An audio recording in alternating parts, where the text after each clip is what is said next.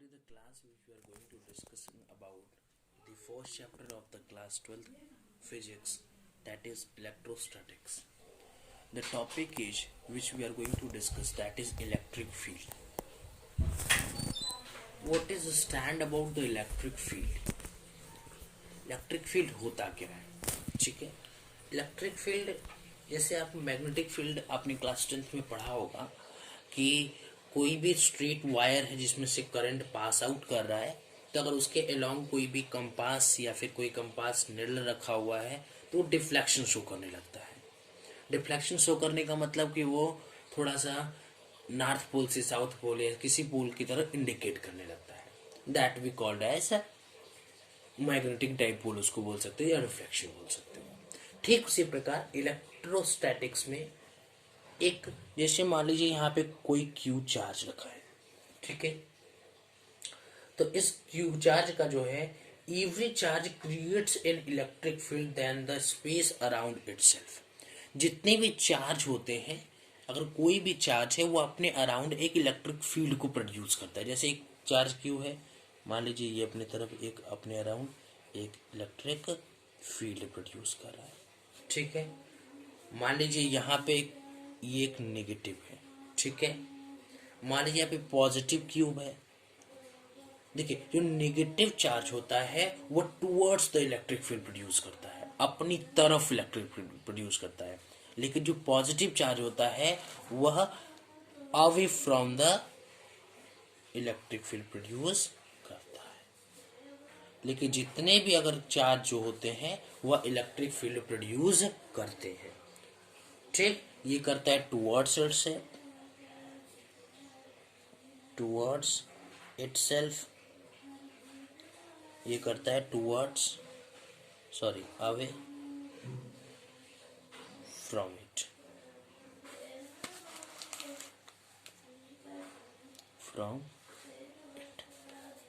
ठीक है। अब देखिए नेक्स्ट, तो इसका कंक्लूजन क्या निकला? इसका कंक्लूजन ये निकल के आ रहा है कि every charge create an electric field. Every charge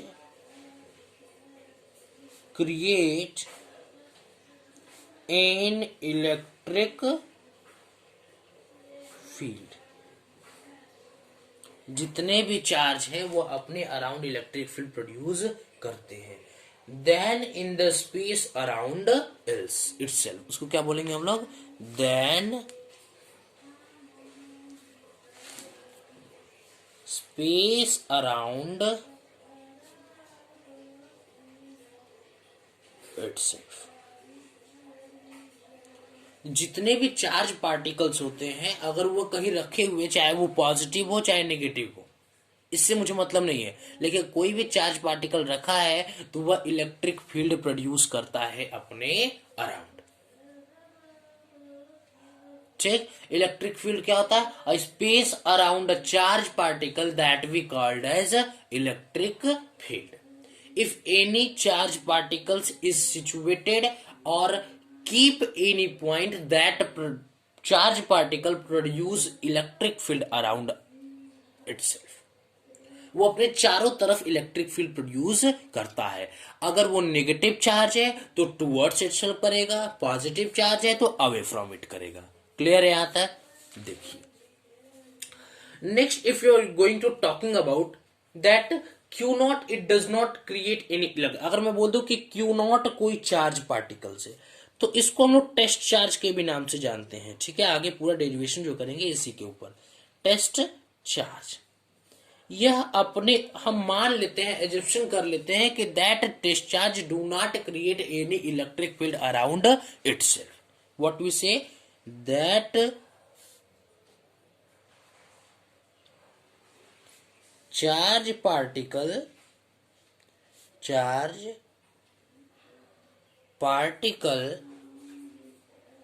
do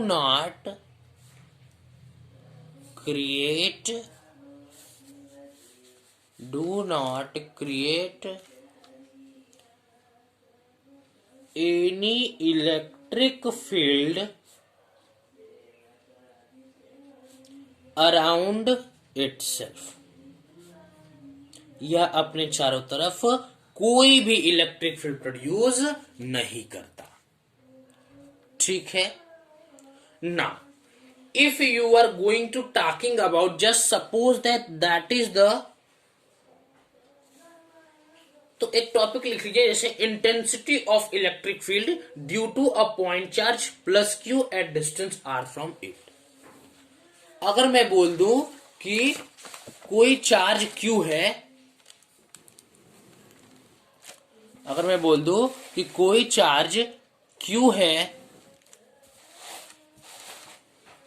if we से कि एनी चार्ज क्यू, अगर मान लेते हैं हम बोल दें कि कोई चार्ज क्यू है, मैं बोल दिया intensity of electric field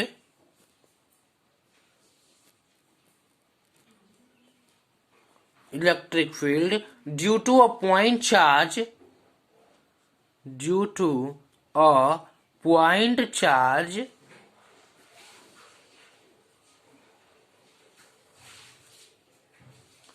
plus Q at a distance R from it, at a distance R from it. तो इसका क्या होगा?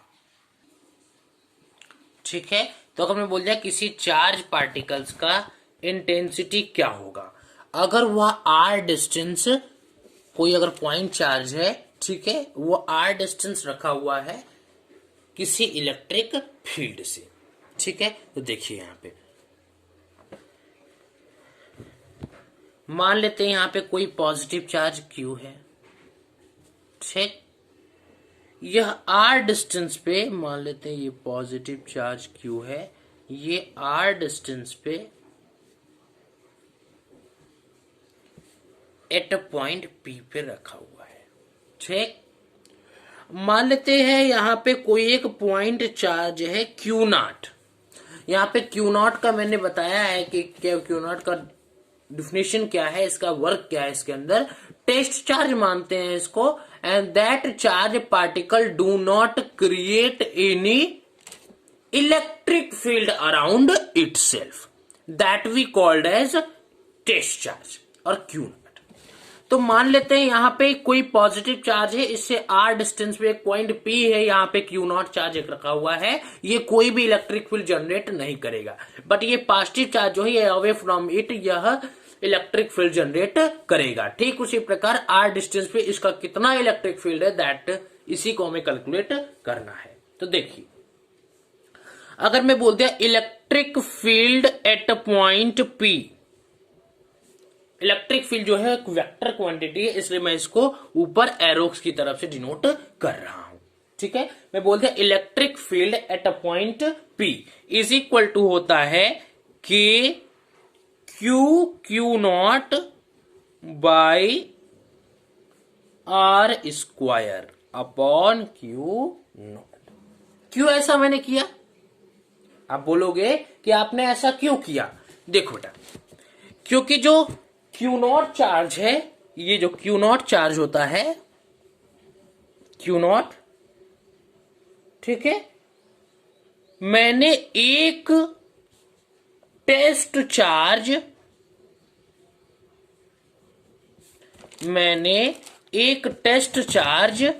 ठीक है, को रख दो, एक टेस्ट चार्ज क्यू नॉट को रख दिया। ठीक, अगर जो इलेक्ट्रिक फील्ड की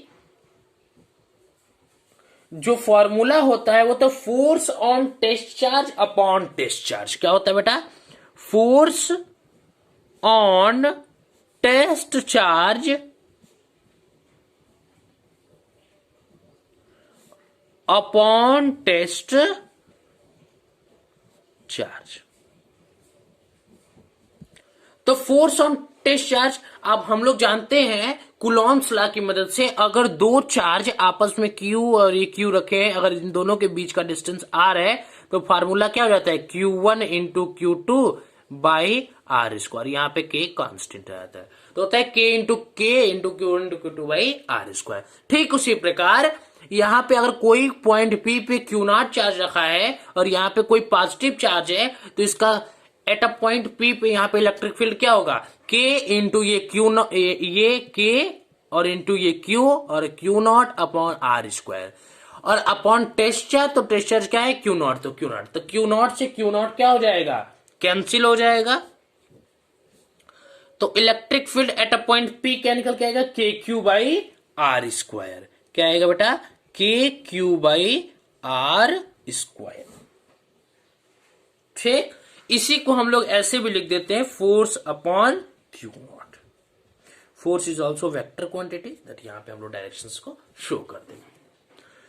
तो अगर कोई पूछ दिया कि किसी भी इलेक्ट्रिक फील्ड की इंटेंसिटी क्या होगी अगर कोई पॉइंट चार्ज क्यू चार्ज से आर डिस्टेंस पे रखा हुआ है, तो आप बोलोगे कोई पॉइंट चार्ज अगर किसी चार्ज के आर डिस्टेंस से पॉइंट पी पे रखा हुआ है तो उसका जो इलेक्ट्रिक फील्ड की इंटेंसिटी होती है वो होती है K q by are square. तो आप लिख दोगे finally electric field at a point P is equal to k q by are square. Clear है? अब देखिए, चलिए अब हम लोग कोई और टॉपिक को डिस्कस कर लेते हैं। जैसे मैं बोल दिया कि आप लोग बताइए electric field due to charge distribution. अगर कोई भी चार्ज पार्टिकल, चाहे वो पॉजिटिव हो चाहे वो निगेटिव हो, वो तो डायरेक्शंस के लिए यूज होगा कि अवे फ्रॉम इट है कि टूवर्ड्स इट है।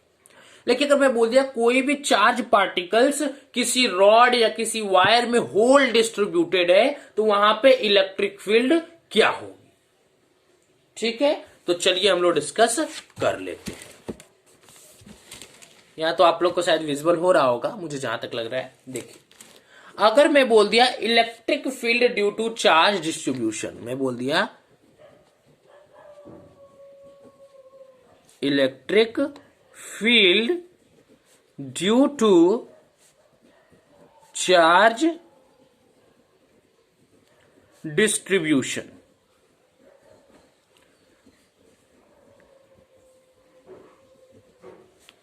आप इलेक्ट्रिक फील्ड बताइए ड्यू टू चार्ज डिस्ट्रीब्यूशन।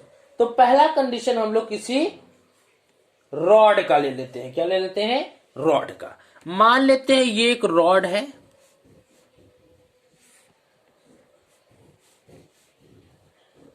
ठीक है, इसमें पूरा पॉजिटिव चार्ज भरा हुआ है, ये पूरा पॉजिटिव चार्ज इसके अंदर डिस्ट्रीब्यूटेड है। ठीक, मैं बोल दिया कि इससे ए पॉइंट डिस्टेंस पे, इससे डिस्टेंस ए पॉइंट पे एक पॉइंट पी है। ठीक है, मैं बोल दिया इससे, इस रॉड से ए डिस्टेंस पे एक पॉइंट पी है। कितने डिस्टेंस पे? ए डिस्टेंस पे एक पॉइंट पी है। तो यहां पे भी एक इलेक्ट्रिक फील्ड होगा डीई, होगा कि नहीं होगा? होगा ना। ठीक है, यहां इसके अंदर पूरा पॉजिटिव चार्ज डिस्ट्रीब्यूटेड है। ठीक, मान लेते हैं इस रॉड का जो लेंथ है बेटा वो मान लेते हैं यल है। क्या है? Let suppose that the length of the rod is L. Suppose that the length of the rod is L. यहां पे आप देख लीजिए यल। ठीक है, तो और ये मान लेते हैं यहां पे कोई, तो इसका देखिए अगर पर्टिकुलर कोई भी एक चार्ज होता और उससे कोई क्यू आर डिस्टेंस पे मुझे इलेक्ट्रिक फील्ड निकालना था तो क्या वैल्यू आती है? उसकी वैल्यू आती है E is equal to Q by are square. क्या आता है बेटा? E is equal to Q by are square. ठीक, ठीक उसी प्रकार अगर कोई रॉड में पूरा चार्ज डिस्ट्रीब्यूट है तो उसका क्या वैल्यू आएगी? तो यहां पे तो चार्ज पूरा डिस्ट्रीब्यूटेड है, हम एक चार्ज को तो ले नहीं सकते, हमें पूरा चार्ज का लेना है, पूरे रॉड का निकालना है। तो हम लोग वहां पे यूज क्या करते हैं? इंटीग्रेशन। क्या यूज करते हैं? इंटीग्रेशन। इस पूरे राड को हम लोग स्मॉल स्मॉल स्टेप्स में कट करेंगे और उसके बाद हर एक स्मॉल पार्टिकल्स का इंटीग्रेट करके हम उसका वैल्यू कैलकुलेट करेंगे। तो मान लेते हैं यहां पे एक ये चार्ज पार्टिकल्स को मान लेते हैं, ठीक। इसी को देखिए,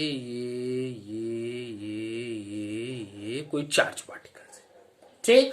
मान लेते हैं ये चार्ज पार्टिकल का जो लेंथ है वो मान लेते हैं dx है, और मान लेते हैं चार्ज पार्टिकल्स कौन है, dq है।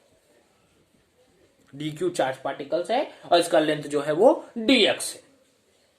एट अ पॉइंट a, ठीक है, a डिस्टेंस पे एक पॉइंट है p, और ये p पॉइंट इस dx पॉइंट से x डिस्टेंस पे है। कितना डिस्टेंस पे बेटा, x डिस्टेंस पे। तो एक बात बताइए, यहां पे ये जो x पॉइंट होगा ये पूरा इससे कितना डिस्टेंस पे होगा, a प्लस l होगा ना। ये पूरा लेंथ कितना हो जाएगा, a प्लस l। कितना हो जाएगा बेटा, a प्लस l, ठीक है। अब देखिए मैं बोल दिया so small dq point charge, तो हम यहां पे एक स्मॉल dq चार्ज रख देंगे, ठीक है। यहां पे एक dq चार्ज है, ठीक। तो देखिए सो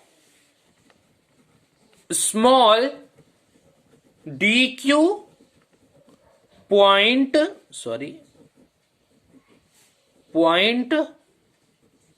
चार्ज, हमने इसको dq चार्ज में कट करके इंटीग्रेट करना है।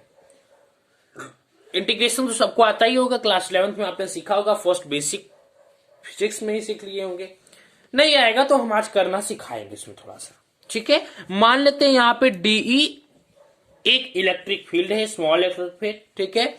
उसका फार्मूला क्या हो जाएगा, k/dq/r²। क्यों यहां पे ऐसे है, क्योंकि अगर किसी a डिस्टेंस पे या r डिस्टेंस पे अगर कोई dq चार्ज रखा होता है तो वहां पे जो उसकी वैल्यू आती है वो आती है kq/r²,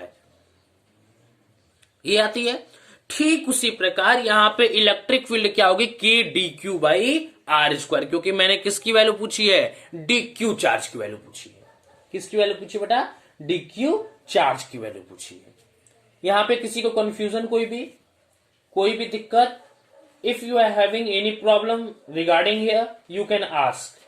बोलोगे सर आप पूछे कैसे, आप तो सुन ही नहीं रहे, कब से हम बोलते जा रहे हैं, पता नहीं कितना क्वेश्चन सबने पूछ लिया। तो देखिए बेटा, अगर if you are having any query you can ask in my comment section, I will try to give your answer. देखिए अब मैं बोल दिया अगर कोई ई नेट निकालना है, क्या निकालना बेटा, ई नेट निकालना है, तो क्या करना होगा, इसी dq को पूरा इंटीग्रेट करना होगा। तो इस dq चार्ज का जो यहाँ पे इलेक्ट्रिक फील्ड है ये dE है, तो वैसे dE ये इसका सबका हर चार्ज का एक dE होगा। तो इस dE को अगर हम इंटीग्रेट कर देंगे तो पूरा हमारा electric field calculate E net आ जाएगा। तो हम लोग dE को ही हम लोग इंटीग्रेट कर देते हैं, और dE की वैल्यू क्या थी बेटा, kdq/r² था, लेकिन यहां पे r हम लोग नहीं लेंगे, यहां पे हम लोग x ले लेंगे, ठीक है। r लिखा होता है फार्मूला में होता है, लेकिन हम इसको लिख सकते हैं kdq/x²। क्यों, क्योंकि dq चार्ज इस पॉइंट P से x डिस्टेंस पे है। फिर से बोल रहा हूं, ये dq चार्ज इस P पॉइंट से x डिस्टेंस पे है, इसी वजह से हम लोग लेंगे kdq/x², ठीक है। ठीक उसी प्रकार इंटीग्रेशन करेंगे dE का, तो dE की वैल्यू होगी kdq/x², ठीक। अब इसको कहां से कहां तक इंटीग्रेट करना है कि पूरा ये रॉड कंटेन हो जाए। देखिए इसको इंटीग्रेट करेंगे हम लोग पॉइंट A से लेके A+L तक। ये पॉइंट A से लेकर के हम लोग A+L तक इंटीग्रेट कर देंगे। एक तो ये पॉइंट A का, फिर ये टोटल कितना होगा, A+L होगा, ठीक। तो इसको कहा, इसे कैसे इंटीग्रेट करेंगे, A से पॉइंट A से A+L तक, ठीक है। अब देखिए ई नेट की जो वैल्यू आएगी बेटा वो आएगी k, एक कांस्टेंट वैल्यू है, ये बाहर हो जाएगा, ठीक है। इंटीग्रेशन A+L, फिर यहां पे A हो जाएगा। अब इसमें अंदर क्या बचा, dq/r², एक्स स्क्वायर। क्या बचा बेटा, D Q by x square. तो यहाँ पे के बाहर है, इंटीग्रेशन ए प्लस एल, यहाँ पे ए हो जाएगा, ठीक है। तब इसका क्या हो जाएगा, देखो बेटा यहाँ पे डी क्यू को हम लोग को एक्स के टर्म में लाना है। क्या करना है, डी क्यू को एक्स के टर्म में, क्योंकि अगर दो वेरिएबल है तो ये कभी भी इंटीग्रेट नहीं हो सकता। इसीलिए अगर सेम वेरिएबल होते हैं तब यहां पे हम लोग इंटीग्रेट कर सकते हैं। तो देखिए डी क्यू को एक्स के टर्म में कैसे लाएंगे। आप एक चीज जानते होंगे कि लेमडा इज इक्वल टू होता है क्यू बाई एल, ठीक है। लेमडा क्या होता है बेटा, लेमडा इज इक्वल टू होता है charge by length, charge per unit length. Per unit length पे कितना चार्ज पार्टिकल्स है, तो इसको लेमडा को आप लिख सकते हो D Q by d x, क्योंकि चार्ज पार्टिकल्स कितना था यहाँ पे देखिए डी क्यू चार्ज है, इसका लेंथ कितना है डी एक्स है, इसीलिए हम लोग यहाँ पे लिख सकते हैं lambda is equal to d Q by d x. आपको आशा करता हूं दिख रहा होगा, ठीक है। तो मैं अपनी पूरी कोशिश कर रहा हूं दिखाने को, आपको देख लीजिए यहाँ पे दिखा होगा, ठीक है। क्या बोलेंगे, lambda is equal to d Q by d x, ठीक है बेटा। आप देखिए ना, उसी प्रकार हम लोग लिख सकते हैं यहाँ पे lambda is equal to d Q by d x, तो इसको लिख सकते हैं d Q is equal to lambda d x. या तो गया एक्स के टर्म में, तो यहाँ पे डी क्यू की वैल्यू की जगह हम लोग लेमडा डी एक्स पुट कर सकते हैं। If anybody is having any query you can ask in my comment section, I will try to give your reply, ठीक है। तो डी क्यू की जगह क्या लिख सकते हैं, लेमडा डी एक्स, तो यहां पे हो जाएगा lambda d x upon x square. तो लेमडा क्या है बेटा, कांस्टेंट है, तो वो भी बाहर आ जाएगा। देखिए नेक्स्ट स्टेप देखिए, अब के यहाँ पे लेमडा कांस्टेंट है तो बाहर आ जाएगा, इंटीग्रेशन ए प्लस एल से ए, ठीक है। अब अंदर क्या बचा बेटा, अंदर बचा 1 by x square D x, लिख सकते हैं इसको 1 बाई एक्स स्क्वायर और डी एक्स लिख सकते हैं। देखिए 1 by x square D x का जो इंटीग्रेशन होता है माइनस 1 बाई एक्स। क्या होता है बेटा, माइनस 1 बाई एक्स। तो इसको हम लोग लिखेंगे इंटीग्रेशन, ये के लेमडा बाहर है ऑलरेडी, ए प्लस एल, यहां ए माइनस 1 बाई एक्स, ठीक। कोई कंफ्यूजन, इसी को आप बल्कि ब्रैकेट में कर लेंगे तो और बेस्ट पड़ेगा, क्योंकि अभी इंटीग्रेट हो चुका है, ठीक है। अब इंटीग्रेट हो चुका है तो इसको कहां से करना है, ए प्लस एल से ए तक। अभी इसी वैल्यू को एक जगह यहां रखिए, फिर इसको एक बार इसी में रखिए। मतलब मेरा कहने का है कि ए प्लस एल को एक बार एक्स की जगह पर रखिए, एक बार ए को एक्स की जगह पर रखिए। तो देखिए इसका वैल्यू क्या आएगा, इसका वैल्यू निकल गया बेटा के lambda in bracket minus 1 by A plus L minus, फिर एक माइनस हो जाएगा, एक ऑलरेडी माइनस था, इस ये वाला इसका माइनस, ठीक है, हो जाएगा 1 बाई ए। अब ब्रैकेट क्लोज कर दीजिए।